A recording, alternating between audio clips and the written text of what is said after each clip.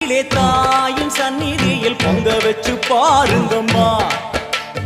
ஆடி வெள்ளியிலே தாயின் சந்நிதியில் பொங்க வச்சு பாருங்கம்மா. அம்மா பூங்கரகம் தூக்கி வந்து வேப்பிலையில் ஆடை கட்டி முளப்பாரி ஏந்துங்கம்மா. வந்து தாயவள பாருங்கம்மா, அவ வேர்காட்டு மாரியம்மா. ஆடி வெள்ளியிலே தாயின் சந்நிதியில் பொங்க வச்சு பாருங்கம்மா.